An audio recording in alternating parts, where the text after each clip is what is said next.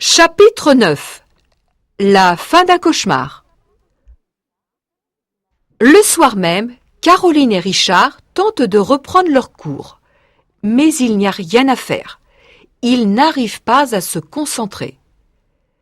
Ils ne cessent de parler et de réfléchir aux événements qui se sont succédés. Quelle histoire horrible! Pauvre Henri! Il fait beaucoup de bruit, mais il est bien incapable de faire du mal à une mouche. Mais comment l'aider? Demande Richard, l'air pensif. Je me suis rendu compte que pendant la nuit, n'importe qui peut entrer dans la cuisine de l'hôtel et mettre du poison dans les aliments que ton oncle utilise pour cuisiner. Il y a 2 jours, je me suis réveillé pendant la nuit parce que j'avais soif. Je suis donc allé dans la cuisine pour boire un verre de lait. L'hôtel était tranquille, tout le monde dormait. Seul le gardien était éveillé et lisait. Je suis passé devant lui et il ne m'a même pas vu. J'ai tout de suite pensé au directeur et à son organisation qu'il croit infaillible. Les deux amis continuent à discuter ainsi pendant un bon moment quand Richard se rend compte qu'il est très tard. Mince, S'exclame-t-il. il est déjà 2 heures. Demain, aujourd'hui, je dois me lever très tôt car j'ai plein de choses à faire. Moi aussi. J'ai promis à Sarah. Caroline n'a pas le temps de finir sa phrase que Richard lui fait signe de se taire. Je crois avoir vu de la lumière dans la cuisine. Je veux en avoir le cœur net. Allons voir. Chuchote-t-il. Ils entrent dans la cuisine à pas de loup et remarquent qu'une ombre bouge. Quelqu'un s'approche du coin aux épices que seul l'oncle de Caroline utilise pour préparer ses plats spéciaux. Ils sont trop loin pour identifier cette ombre. Ils décident donc de s'approcher. Ce n'est pas possible. Murmure Caroline stupéfaite. On dirait la veuve Newman. Mais qu'est-ce qu'elle est en train de faire? Il s'approche le plus possible d'elle sans faire de bruit. Elle semble chercher quelque chose parmi les bocaux à épices. Richard regarde attentivement la scène qui se déroule devant ses yeux.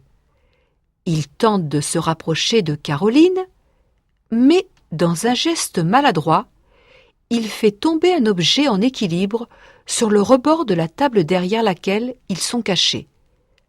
La veuve, qui a entendu du bruit, se retourne brusquement, surprise dans son acte coupable, et aperçoit Caroline. Richard, lui, a juste le temps de se précipiter à terre et se blesse sur les morceaux de l'assiette cassée. Tout se passe en quelques secondes. Caroline, qui ne veut pas que la femme aperçoive Richard, s'éloigne de la table pour attirer toute l'attention sur elle. La femme pense que la jeune fille tente de s'enfuir.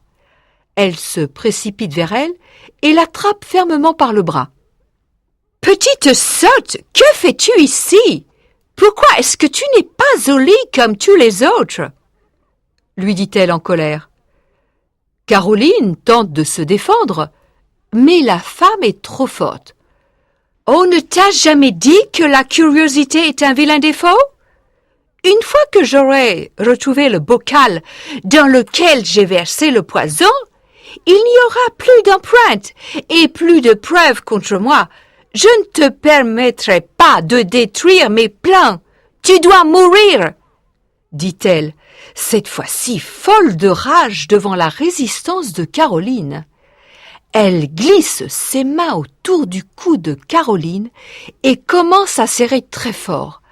La jeune fille n'arrive plus à respirer. Elle tente encore de se débattre, mais la femme tient bon. Dans un dernier effort, la jeune fille qui commence à suffoquer réussit seulement à dire « Au secours !» Richard, qui a profité de l'inattention de la meurtrière pour se rapprocher, se jette juste à temps sur elle. Après une lutte acharnée, il libère Caroline qui commence à reprendre son souffle. Tout ce bruit a fini par alerter le gardien de nuit qui arrive alors que tout est terminé ou presque. Il aide Richard à attacher la veuve qui ne cesse de hurler de rage. Le directeur de l'hôtel, qui est réveillé lui aussi, a tout de suite appelé la police. Au début, Madame Newman proclame son innocence et accuse Caroline devant le commissaire. Mais il a maintenant des preuves, car on a retrouvé le bocal aux épices avec le poison recouvert de ses empreintes. Et puis surtout, il y a un témoin gênant, Richard, qui confirme aussitôt la culpabilité de la veuve. Elle se rend compte qu'elle ne peut plus nier l'évidence et finit par avouer. « Je voulais seulement son argent. L'argent, il n'y a que ça qui m'intéresse. Les autres, je les ai tués seulement pour faire croire qu'Henry était le meurtrier. Ha ha ha, vous l'avez cru, ça a presque marché. Quand j'ai su par hasard qu'il était jaloux de George, si seulement ces deux petits crétins ne s'en étaient pas mêlés. » Heureusement, les quelques clients qui sont restés à l'hôtel dorment profondément et ne se sont rendus compte de rien.